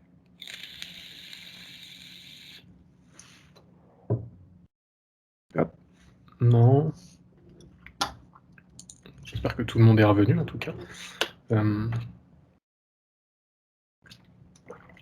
Sinon, de toute manière, le cours sera mis en ligne, comme toujours. Alors oui, j'ai un peu de retard sur la mise en ligne de cours, mais bon, ça devrait arriver rapidement aussi, normalement. Bon, pas de questions, donc on est parti sur le droit des médias. On va s'intéresser plus spécifiquement, cette fois-ci, au droit des médias, avec ce que je vous disais dès l'introduction, mais je le répète, hein, il n'existe pas à proprement parler du droit des médias. Il n'y a pas de code des médias, il n'y a pas de véritable définition de ce qu'est le droit des médias, ni de ce que sont les médias. Pas de définition légale en tout cas, et pas de définition jurisprudentielle non plus de ce à quoi correspond les médias. Et donc c'est la doctrine qui s'est chargée de donner des définitions des médias, et les meilleures définitions, ce sont celles de Emmanuel Derieux, du professeur Emmanuel Derieux. Donc je vous les ai données. Et vous voyez que les définitions qu'il donne sont extrêmement longues, extrêmement complexes. Mais en gros, ce qu'il faut comprendre, c'est que ce sont les activités de communication au public, d'information, d'images, de paroles, de sons, bref, d'informations, de données, euh, qui permettent donc de rendre publiques ces informations. Mais c'est également, finalement, les médias, ce sont également les entreprises qui exercent ces diffusions d'informations. Et on entend aussi par médias l'utilisation de certaines techniques. Et les médias, c'est les entreprises, mais c'est aussi les personnes qui sont employées par ces entreprises, les structures, les institutions. Bref, la définition des médias, c'est quand même quelque chose de très large, et c'est pour ça qu'il y a plein de règles très différentes qui s'appliquent aux médias, puisque les règles applicables, par exemple, aux médias audiovisuels, ne sont pas nécessairement les mêmes que celles qui s'appliquent aux médias, à la radio ou à la télé, ou sur Internet. D'accord? Et donc, avec cette définition-là des médias, on est bien d'accord que tout le monde m'entend, là, en théorie, j'ai bien réactivé le micro. Ouais, c'est bon. Oui, on vous entend. Ok. Et donc, le droit des médias est forcément quelque chose d'encore plus complexe que la définition des médias en eux-mêmes. Et c'est pour ça qu'il vous explique que c'est un ensemble plus ou moins précis et aussi du coup plus ou moins cohérent des règles qui vont régir les activités, les organes qui exercent ces activités, le personnel de ces organes les journalistes par exemple, et tous ces éléments-là qui sont dans des textes très différents, qu'il faut regrouper et qui sont parfois plus ou moins contradictoires. Ok? Voilà, donc je vous ai donné les deux définitions. L'idée, c'est pas tant de les connaître par cœur que de savoir que les médias, c'est les activités en eux-mêmes, que c'est les organes qui exercent ces activités, les personnels de ces organes, et que par conséquent, le droit des médias, c'est les règles qui s'appliquent à toutes ces personnes-là, et que ces règles sont pas regroupées quelque part, et qu'elles sont pas forcément toujours très cohérentes. Bon, maintenant on va s'intéresser un petit peu aux médias et au numérique, puisque, le développement d'internet, voilà, on va essayer de rester dans voilà, de faire une transition un peu souple entre numérique et médias, en parlant des médias numériques et donc, le développement d'internet, internet qui en fait est né de la rencontre entre la contre-culture américaine et l'esprit méritocratique du monde de la recherche. Hem, Comment internet s'est développé et pourquoi internet s'est développé? Eh bien, tout simplement parce que c'est un précieux adjuvant de l'exercice de la liberté d'expression. Internet, ça facilite la liberté d'expression, ça favorise la liberté d'expression et ça favorise aussi la pluralité d'informations. On va trouver des informations, des pensées, des opinions très différentes sur internet, ce qui est plus difficile, dans les médias traditionnels. D'accord? Donc internet, ça a permis une expansion considérable des lieux, même virtuels, hein, mais des lieux où il est possible pour quelqu'un de s'exprimer. On va penser, historiquement, bah, aux forums, aux blogs, aux réseaux sociaux, aux plateformes d'hébergement, aux sites comme YouTube, tous ces éléments-là, sont des espaces d'expression et plus il y a d'espace, plus il y a de gens qui ont accès à ces espaces, plus le public qui peut être touché augmente. D'accord?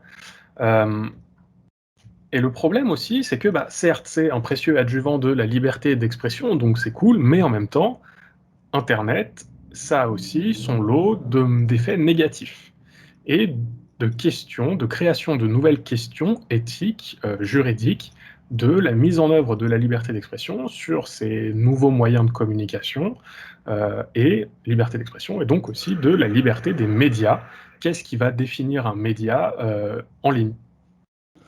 Et internet, normalement ça vous en êtes aussi témoin au quotidien, internet, c'est aussi un terreau très fertile, de désinformation avec, une loi qui est passée, il y a pas très longtemps sur les fake news. Heu, merci monsieur Trump, d'avoir, heu, d'avoir beaucoup développé le concept. Mine de rien, on lui doit beaucoup grâce à ce You are fake news. C'est grâce à lui qu'il y a beaucoup de gens qui ont réfléchi à ce que sont les fake news et les impacts des fake news. Hem Et un autre problème du numérique, c'est alors je sais pas si, est-ce que si je vous parle de surinformation, ça vous parle? Ça fait beaucoup de parle, mais, la notion de surinformation, ça a pas l'air. OK, alors, la surinformation, en fait, c'est un concept qui est très simple. La surinformation, on l'appelle aussi parfois, alors dans une expression, que j'aime pas trop, mais, c'est bon pour la culture, ce qu'on appelle l'infobésité. Et en gros, la surinformation ou infobésité, c'est le fait qu'on a un flux massif constant d'informations qui nous arrivent dans la gueule, grâce au numérique. C'est, sur votre téléphone, si jamais vous avez, je sais pas, vos notifications, si vous avez des réseaux sociaux qui vous balancent vos notifications, vous avez tout le temps un flux d'informations. Sur vos téléphones, vous avez aussi un fil d'actualité, heu, qui se met à jour tout le temps. Sur Twitter, vous avez tout le temps des informations nouvelles qui arrivent, pareil sur Instagram, pareil sur Facebook, bref. Dès que vous plongez dans le numérique, vous avez tout le temps des informations qui vous arrivent dessus et le problème, c'est que, le cerveau humain, il est pas capable de gérer autant d'informations et donc les effets psychologiques, et in fine les effets physiques de cette surinformation ne sont pas du tout bons pour vous. Donc, première étape, comprendre que liberté d'expression, pluralité des médias, surabondance de l'information, c'est pas forcément une bonne chose. Ensuite, on va passer très rapidement, là-dessus, mais c'est ce que je vous disais, hein, s'exprimer en ligne, ça fait quand même 2 cours que j'en parle, donc je vais passer très vite. S'exprimer en ligne, c'est générer de la donnée personnelle. Voilà, qui est un autre problème, hein, mais enfin qui est un autre problème, qui est un problème qu'on a déjà vu, donc je rentre pas dessus. Mais il faut toujours comprendre que médias et numérique, ça ne peut pas être que bon ou que mauvais. Il y a toujours, quelque chose de positif et un espèce de retour de bâton de l'aspect positif, le revers de la médaille à chaque fois. Alors, on va s'intéresser aux fondements principaux du droit des médias. Alors, on va parler d'un droit très spécifique, d'un droit que normalement vous connaissez tous, et je vais vous demander, selon vous, quel est le droit le plus important quand on parle de droit des médias? Non, il y a rien qui vous vient en tête?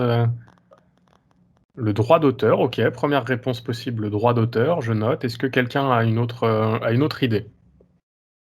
Est-ce que vous pouvez répéter la question, s'il vous plaît? Ça a Bien sûr, coupé.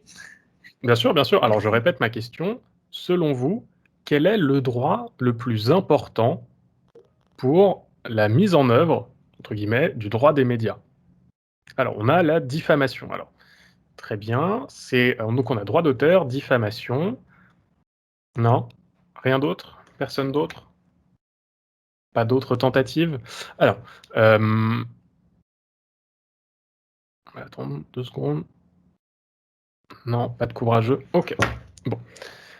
Alors, le droit d'auteur, c'est un droit qui, effectivement, est important, au niveau des médias. C'est sûr, puisque le travail des journalistes est protégé par le droit d'auteur, on l'a vu, mais c'est pas le plus fondamental. Ensuite, la diffamation.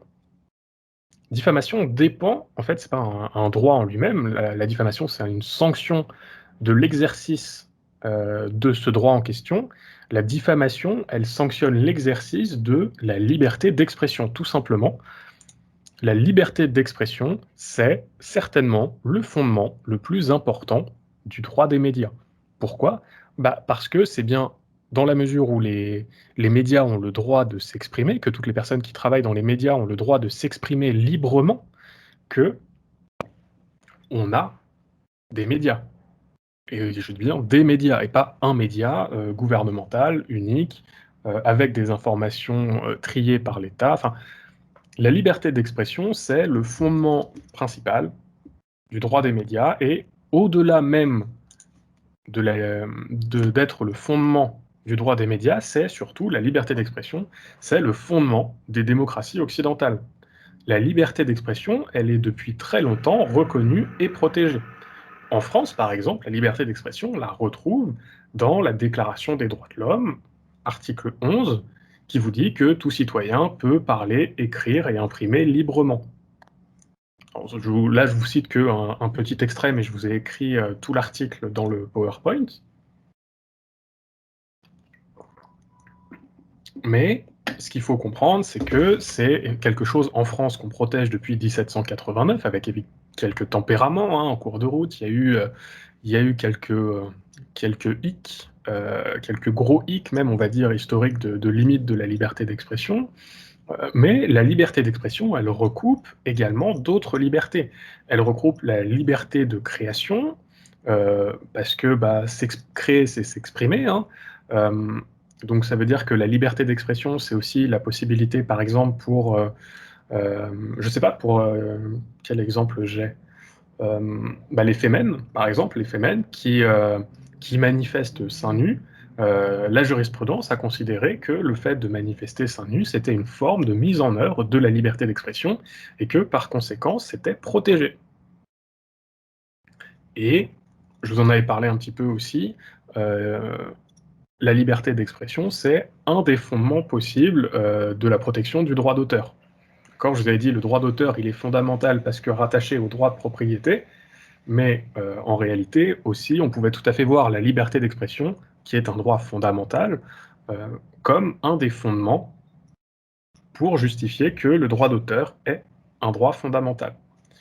Alors, ce qu'il faut comprendre, c'est que l'expression d'idées, l'expression d'opinion, de pensée, peu importe le véhicule du message, c'est-à-dire que ce soit écrit, parlé, imprimé, en ligne, dessiné même, est protégé. Et au-delà du véhicule du message, le contenu du message est également protégé par la liberté d'expression, puisque la liberté d'expression, elle vaut non seulement pour les idées et informations qui sont accueillies facilement, facilement, voilà, qui sont faciles à accepter, mais la liberté d'expression, c'est aussi la possibilité de tenir des propos qui choquent, qui heurtent ou qui inquiètent l'État ou une partie de la population. Est-ce que je vous l'ai donné? Non, je ne vous l'ai pas donné. Je vais vous donner un bout de définition qui en fait est une décision rendue par la CEDH, donc CEDH, arrêt Handyside en anglais, Handyside, arrêt Handyside, donc je répète, hein, Handyside de 1976. Et cet arrêt Handyside de 1976, il vous dit que si je devais je vais vous donner la citation exacte, et ensuite on va essayer de condenser, mais la citation exacte, c'est que la liberté d'expression vaut non seulement pour les informations ou idées accueillies avec ferveur, donc vaut non seulement pour les informations ou idées accueillies avec ferveur, ou considérées comme inoffensives ou indifférentes, ou considérées comme inoffensives ou indifférentes, mais aussi pour celles qui heurtent.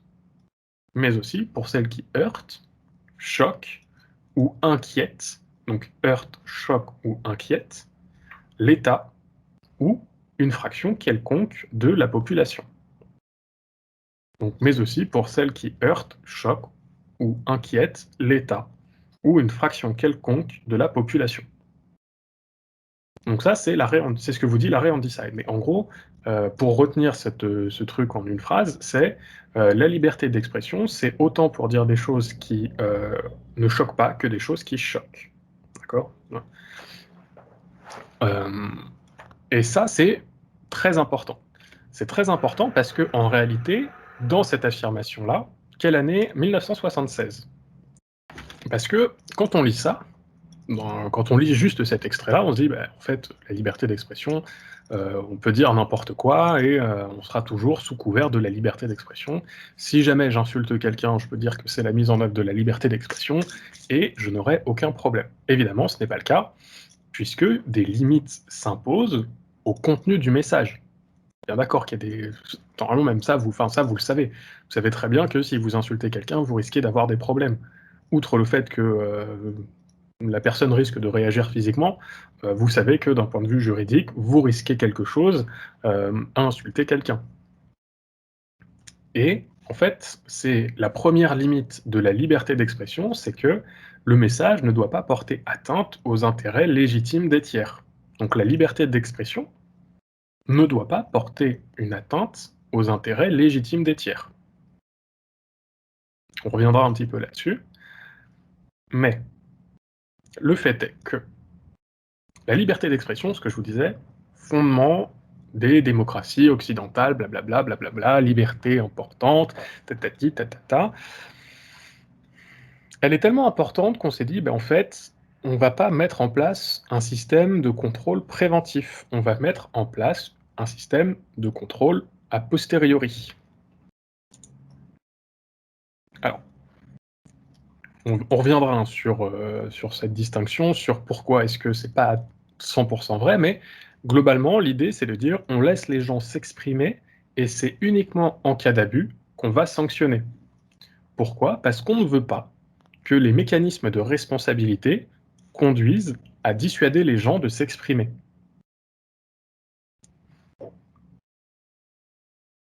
Bon, c'était une petite aparté, on reviendra là-dessus un peu plus en détail après, mais en gros, ce qu'il faut comprendre, c'est que liberté d'expression, fondement des démocraties occidentales et évidemment droit fondamental, enfin liberté fondamentale, tout en haut de la fameuse pyramide de Kelsen dont je vous parlais, et c'est pour ça que aussi le Conseil constitutionnel vous dit que c'est une liberté qui est d'autant plus précieuse que son exercice est aussi une garantie du respect d'autres droits et libertés. En gros, la liberté d'expression, ça fait partie des couteaux suisses juridiques, des couteaux suisses des sociétés. La liberté d'expression, elle sert à tout, elle sert à tout le monde, et c'est pour ça qu'on ne veut pas mettre en place un contrôle préventif, parce que ça serait limiter, brider le couteau suisse. Et donc en fait, cette liberté d'expression, elle est tellement importante qu'on la retrouve absolument partout. Elle est martelée dans à peu près tous les textes internationaux, elle est martelée dans la jurisprudence, elle est martelée dans la Constitution, on la retrouve partout. Alors qu'on n'a pas besoin d'avoir 250 fondements différents en théorie, hein. Une fois qu'on a la liberté d'expression hissée au rang de droit fondamental en France, on n'a pas besoin de la réaffirmer 4 fois dans 4 lois différentes. Voilà. En général, quand on réaffirme la liberté d'expression dans une loi, c'est plutôt qu'on ne sait pas trop c'est que ça a été rédigé par des gens qui ne sont pas des super juristes. Parce qu'il n'y a pas besoin de réaffirmer quelque chose tant que ça n'a pas été aboli, abrogé de façon officielle. Si on doit donner des exemples de quel texte vous martèle la liberté d'expression, alors on va commencer d'un point de vue chronologique. On a la loi du 29 juillet 1881. Celle-là, ça compte pas comme martelé, hein, 1881. C'est la loi sur le régime juridique de la presse. Donc c'est ce qu'on appelle la loi de la presse, hein. La loi de 1880, on va beaucoup revenir dessus parce que son application s'est beaucoup étendue au-delà de la simple presse écrite. Donc 29 juillet 1881, relative à la liberté de la presse. Ensuite, on a la loi du 2 avril 1947. Donc loi du 2 avril 1947. Là encore, ok, ça se comprend parce que on sort de la Seconde Guerre mondiale avec tout ce que ça impliquait de limite de la liberté d'expression et surtout d'absence de démocratie et absence de beaucoup de choses. On ne va pas refaire un cours d'histoire, mais voilà. Donc là, on peut comprendre qu'on ait besoin de redire la liberté d'expression, c'est le fondement des démocraties, blablabla. On la protège. Donc, 2 avril 1947, mais ensuite, on arrive aux lois du 30 septembre 1986, la loi du 21 juin 2004, enfin bref. Il y en a tout un paquet, sans compter que, évidemment, elle est aussi protégée par la Convention européenne des droits de l'homme, elle est protégée par le PIDCP, elle est protégée par la Charte des droits fondamentaux de l'Union européenne. Bref, elle est partout. Elle est partout. Et pourquoi je vous dis qu'elle est partout? C'est, encore une fois, pour que vous compreniez que c'est véritablement un des rouages les plus essentiels de la société, mais également, par conséquent, du droit des médias et du droit d'auteur qu'on a vu, et aussi du droit du numérique.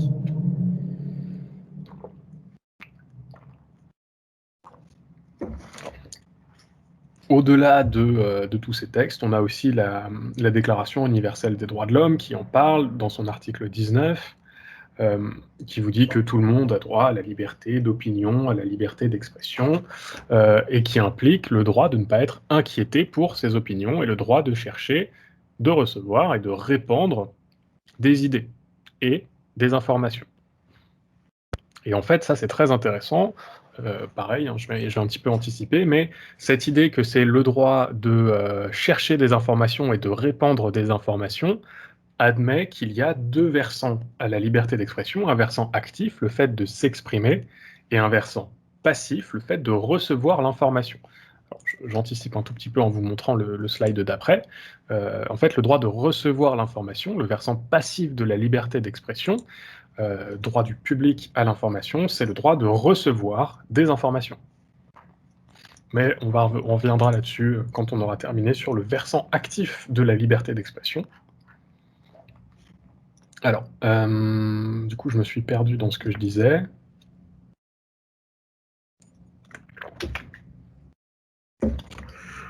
Oui, alors,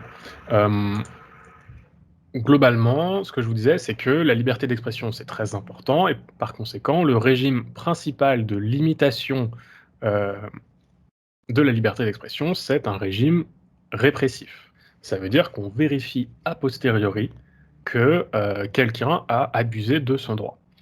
Tout simplement parce qu'on ne veut pas limiter, on ne veut pas brider cette liberté d'expression. Pour autant, il existe encore maintenant des limites préventives à la liberté d'expression. Et il existe d'ailleurs des limites préventives qui sont autorisées par la Convention européenne des droits de l'homme notamment, qui vous dit que c'est possible de limiter la liberté d'expression à certaines formalités notamment, à condition que ces limites-là, elles soient nécessaires dans une société démocratique. Donc, on peut limiter la liberté d'expression peut restreindre la liberté d'expression à condition que la restriction soit une mesure nécessaire dans une société démocratique. Excusez-moi.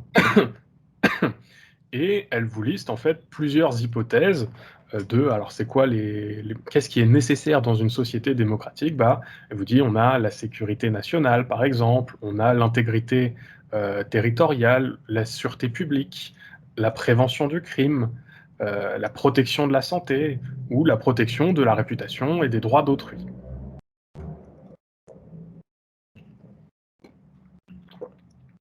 Mais parmi ces mesures préventives, il y en a, je suis à peu près sûr, que vous connaissez déjà.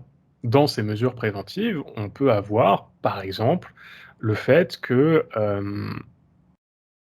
attendez, ah, j'ai un trou de mémoire.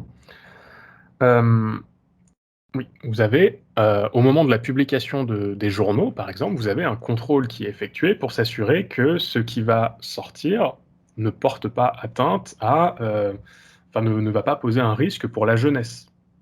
Et donc ça, en fait, c'est avant la mise en œuvre de la liberté d'expression, on va avoir un contrôle qui dit: «Mmh alors ça, c'est bon», ou alors on va vous dire: «Bah non, ça va être interdit aux, moins de 16 ans. Ça va être interdit aux moins de 18 ans, ça va être déconseillé aux moins de 13 ans».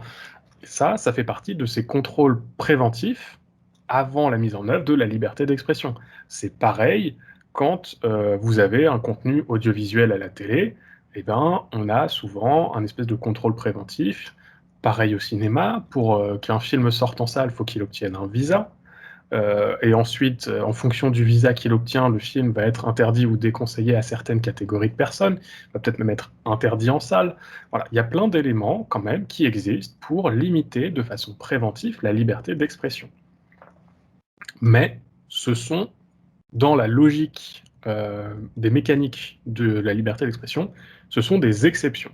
Le principe, c'est toujours, on sanctionne a posteriori la liberté d'expression et pas en amont. Ça va à peu près jusque là ou pas? Ouais, on va dire que oui. On va dire que oui, OK, c'est super. Alors, c'est ce que je vous disais, hein, la liberté d'expression, elle n'est pas absolue, elle est susceptible d'abus comme tous les droits, et l'abus de la liberté d'expression, normalement, vous connaissez à peu près, un principe fondamental du droit, même en n'ayant jamais fait de droit, vous devez avoir entendu cette phrase qui vous dit que la liberté consiste à pouvoir faire tout ce qui ne nuit pas à autrui. Donc ça, en fait, c'est l'article 4 de la DDHC. L'article 4 de la DDHC vous dit: «La liberté consiste à pouvoir faire tout ce qui ne nuit pas à autrui». Et en gros, les limites de la liberté d'expression doivent être déterminées par la loi. Tout simplement, les droits, en fait, de chacun sont déterminés par la loi et les limites des droits de chacun sont déterminées par la loi. Et si jamais vous aviez un doute, la loi doit être entendue au sens large. C'est pas ça peut être la Constitution, ça peut être des règlements, ça peut être aussi par le biais de la jurisprudence, à travers ce que je vous disais, ce que je vous expliquais, ce que je vous ai expliqué à plusieurs reprises. La balance des intérêts, par exemple. Mais dans tous les cas, la liberté d'expression, on doit faire attention à ce qu'il n'y ait pas d'abus. Abus de droit, je crois que je vous en avais déjà parlé de l'abus de droit, mais on y reviendra de toute manière quand on parlera de responsabilité des médias. On va maintenant s'intéresser plus spécifiquement à une décision du Conseil constitutionnel. Donc c'est une décision assez ancienne, hein, puisqu'elle a été rendue le 27 juillet 1982. 27 juillet 1982, excusez-moi. Pardon. Alors, donc cette décision du 27 juillet 1982 du Conseil constitutionnel, qui en fait était relative à l'analyse d'une loi relative à la liberté de communication audiovisuelle, vous disait, et je cite: «Il appartient au législateur de concilier l'exercice de la liberté de communication. Il appartient au législateur de concilier l'exercice de la liberté de communication avec les objectifs de valeur constitutionnelle que sont la sauvegarde de l'ordre public», donc je répète, Il appartient au législateur de concilier l'exercice de la liberté de communication avec les objectifs de valeur constitutionnelle que sont la sauvegarde de l'ordre public et le respect de la liberté d'autrui. Et en fait, pourquoi je vous parle de cette décision? Tout simplement parce que c'est déjà une décision du Conseil constitutionnel relative à la liberté d'expression, mais surtout une décision qui va toujours dans le même sens de dire liberté d'expression, ok, mais le législateur doit faire attention. Alors, le contrôle préventif, on en a parlé. Oui, alors oui, moi, je vais peut-être vite fait vous parler que concernant les contrôles préventifs au niveau du contenu audiovisuel, c'est le CSA, pour Conseil supérieur de l'audiovisuel, qui exerce ce contrôle préalable. Au cinéma, je vous l'avais dit, c'est la nécessité d'un visa.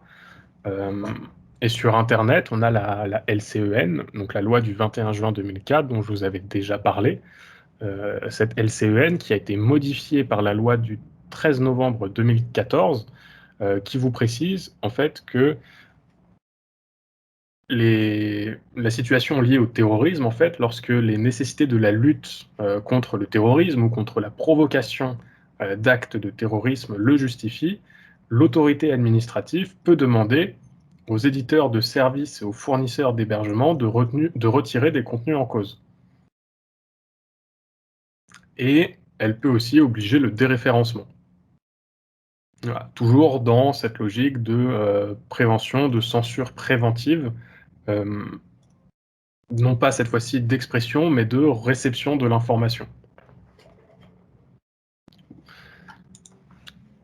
Je pense que normalement les informations relatives à la liberté d'expression sont rentrées. On va passer donc au versant passif de la liberté d'expression, à savoir le droit du public à l'information, avec ce que je vous disais, hein, versant actif, versant passif. Et en France, on a une décision, encore une fois, du 11 octobre 1984 du Conseil constitutionnel qui vous dit que la libre communication des pensées et des opinions ne serait pas effective si le public auquel s'adressait un quotidien, puisque c'était une affaire relative, enfin c'était une loi relative au quotidien, n'était pas à même de... Alors attendez, je vais essayer de simplifier. En gros, il faut qu'il y ait suffisamment de sources d'informations différentes pour que la liberté d'expression, dans son versant passif, donc le droit du public à l'information, puisse être aussi effective. En gros, si jamais vous voulez assurer, en tant que société démocratique, la liberté d'expression, et d'ailleurs, en tant que société démocratique, vous devez, c'est une obligation, c'est même un principe objectif, vous devez, en tant que société démocratique, assurer la liberté d'expression, tant dans le versant actif que dans le versant passif. Dans ce cas-là, vous devez vous assurer qu'il y ait suffisamment d'expressions différentes, et donc que les médias envoient, développent des points de vue différents. Tout simplement pour que le public lui-même puisse avoir une idée objective, puisse se construire, encore une fois, une espèce d'identité, on en revient toujours à cette notion d'identité, mais puisse se construire une idée objective, neutre, de la situation. Donc des situations en fonction des informations qui sont en cause. Mais ce qui est important dans cette décision de 1984, c'est cette idée de pluralisme obligatoire des courants d'expression socio-culturelle. Je vais peut-être aller un peu vite.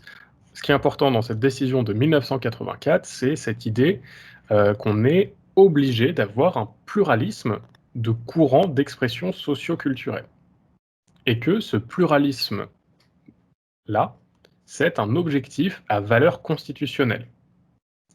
Et que le respect de ce pluralisme, c'est une des conditions de l'existence d'une société démocratique.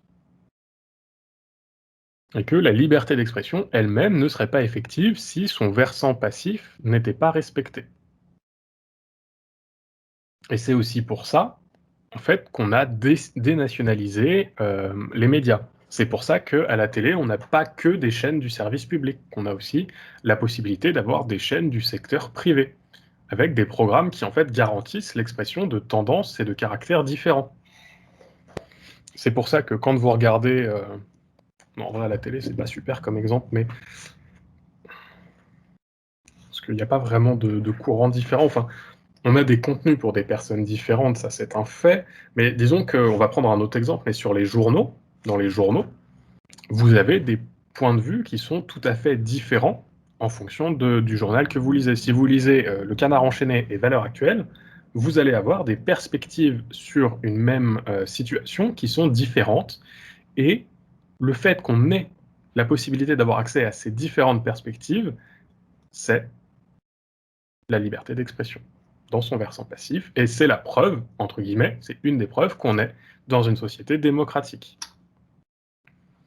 Plus récemment encore, on a la réforme constitutionnelle de juillet 2008, donc réforme constitutionnelle de juillet 2008, donc c'est-à-dire le fait qu'on ait rajouté des trucs dans la Constitution, qui introduit justement à l'article 4 de la Constitution l'idée que la loi garantit les expressions pluralistes des opinions et la participation équitable des partis et groupements politiques à la vie démocratique. Je répète, réforme constitutionnelle, juillet 2008, modifie l'article 4 de la Constitution pour vous dire que la loi doit garantir les expressions pluralistes des opinions et la participation équitable des partis et groupements politiques à la vie démocratique.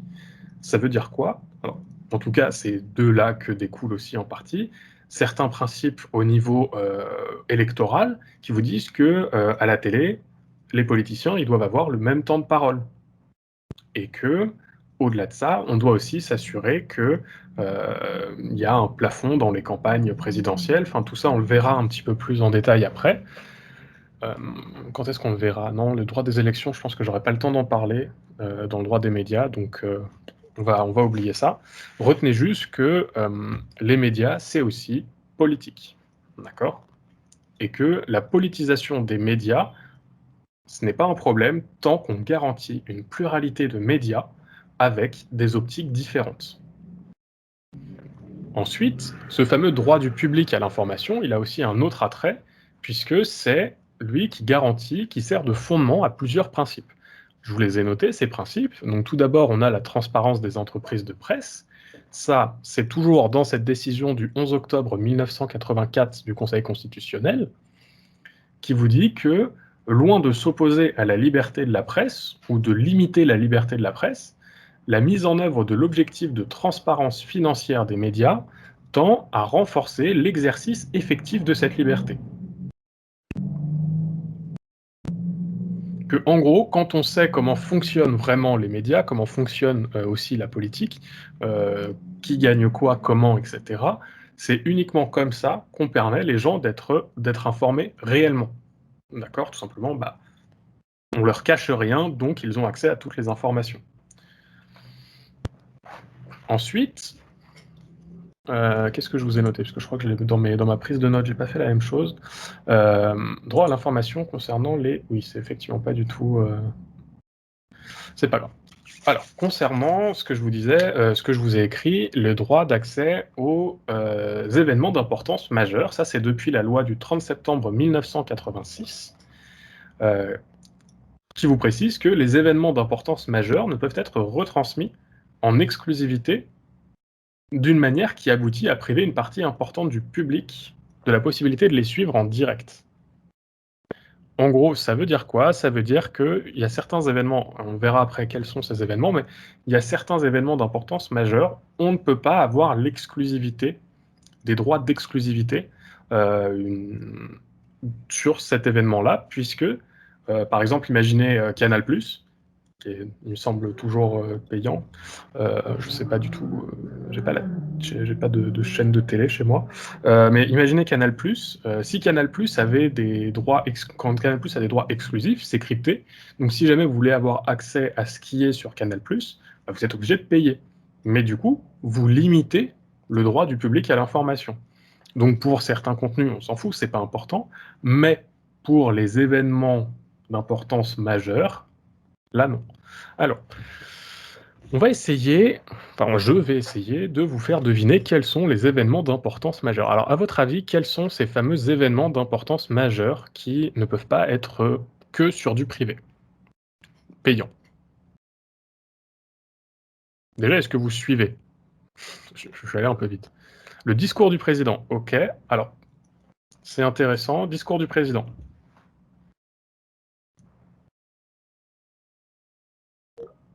Le 14 juillet, le défilé du 14 juillet, le résultat des élections, d'accord.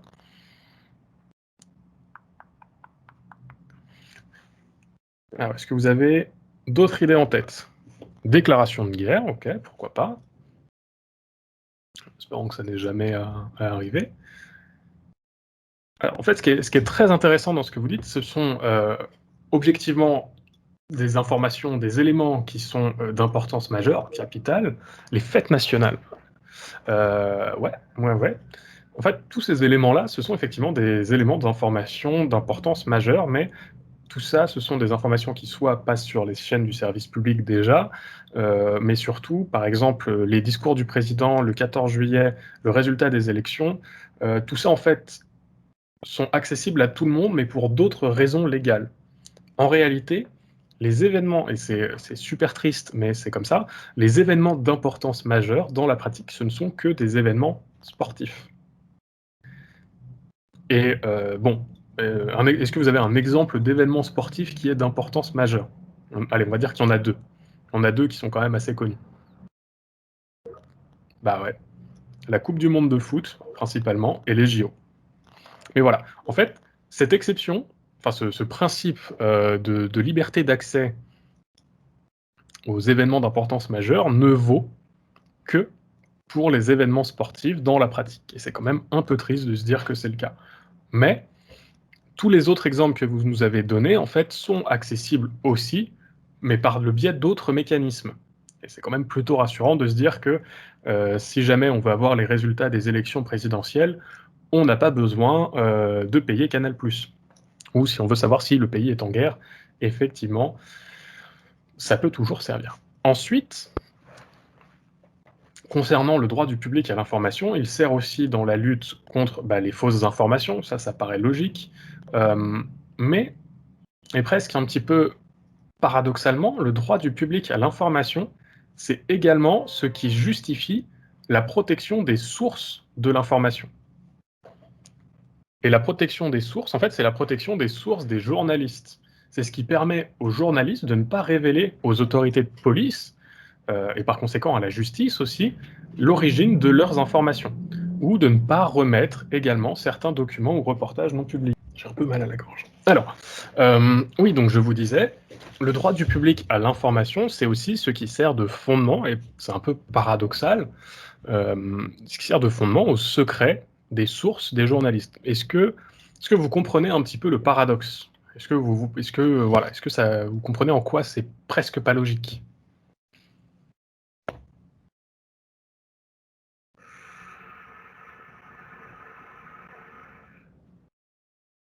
Bon, d'accord. C'est-à-dire que oui, bof. En gros, le secret des sources, ça veut bien dire qu'un journaliste, il peut avancer une information sans avoir à se justifier. On peut dire, on a appris par le biais d'une source anonyme que, je sais pas moi, est-ce que j'ai un exemple, à la con? On a appris par le biais d'une source anonyme que, le président, de Tesla, Elon Musk, a, 12 esclaves, illégaux, dans sa maison. Par exemple, ça, voilà, il y a un journaliste qui vous dit ça, et en théorie, on devrait lui dire: «Bah, prouve-le, parce que sinon c'est de la diffamation, enfin». Et il a le droit de ne pas révéler ses sources à la police. Mais ça veut aussi dire que le public va avoir accès à cette information, ne va pas pouvoir avoir accès à une information objectivement vérifiée et vérifiable. Il va donc être obligé, entre guillemets, de croire sur parole ce que dit un journaliste. Or, le droit du public à l'information, c'est aussi le droit d'avoir accès à des informations qui sont fiables. Et en maintenant le secret, le droit au secret du journaliste, au secret des sources, on ne peut pas vérifier la fiabilité des informations.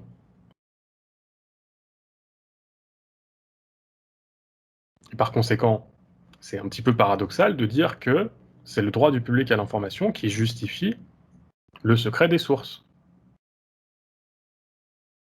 Mais en même temps, c'est plutôt logique, parce que de l'autre côté, si jamais les journalistes étaient obligés de citer leurs sources à chaque fois, il n'y a plus personne qui voudrait jouer les lanceurs d'alerte, enfin notamment les lanceurs d'alerte, mais si jamais à chaque fois que quelqu'un qui risque quelque chose en donnant une information, il y avait son nom affiché en gros, en disant voilà, c'est machin, il a donné telle information contre tel cartel de drogue par exemple, on peut être sûr que machin, dans la demi-journée, il a disparu ou il s'est suicidé de 12 coups de couteau dans le dos, voilà, ce genre de choses.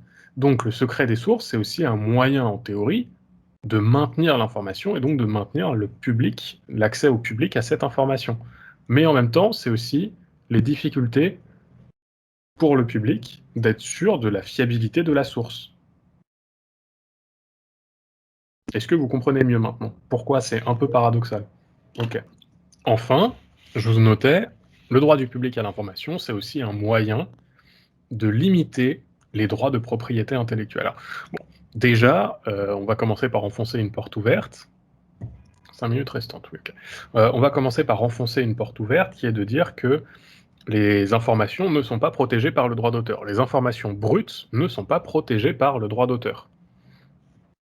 C'est-à-dire que si jamais, on va donner un exemple historique.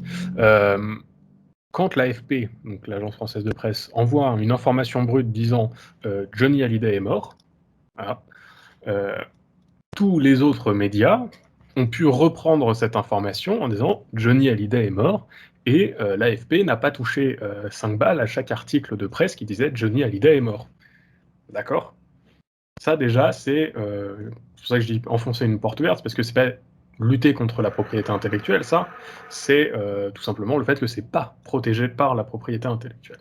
Mais pourquoi ça permet de tempérer la propriété intellectuelle? Eh bien, tout simplement parce que le traité de l'OMPI, donc de l'Organisation mondiale de la propriété intellectuelle, dont je vous parlais dans le premier cours, ce traité de 1996, vous précise cette nécessité de maintenir un équilibre entre droit d'auteur et l'intérêt public général, notamment en matière de recherche et d'accès à l'information. Et c'est pour ça qu'on a des exceptions au droit d'auteur dont je vous avais parlé, dont certaines sont liées à l'actualité ou à la recherche scientifique. On essaye de limiter l'impact d'un monopole sur le droit du public à l'information. Et donc, on va s'arrêter là sur la liberté d'expression et le droit du public à l'information, qui est en fait vraiment la condition sine qua non du droit des médias. Il faut un équilibre entre quoi et quoi? Il faut un équilibre entre le droit d'auteur et l'intérêt du public. L'intérêt public. À force de parler de droit du public, c'est droit d'auteur, intérêt public. C'est-à-dire l'intérêt, le bien commun, on va dire, si je devais résumer l'intérêt public en une seule phrase.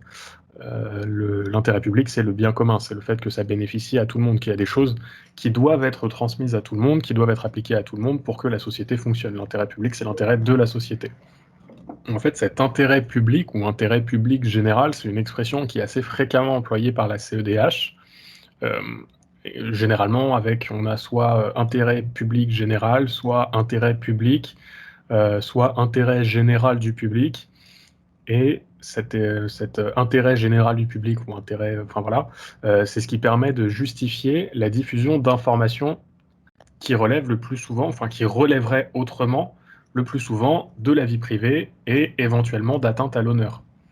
En gros, le fait de faire des révélations sur certaines personnes dans les journaux, faire des révélations, c'est par définition quelque chose qui était privé, qui relevait de la sphère de la vie privée, mais on va mettre en place cette balance des intérêts, alors pas forcément qu'avec le droit d'auteur, parce que l'exemple premier que je vous donnais, c'était droit d'auteur et intérêt général, mais une autre balance qui existe le plus souvent, c'est atteinte à la vie privée et liberté d'expression.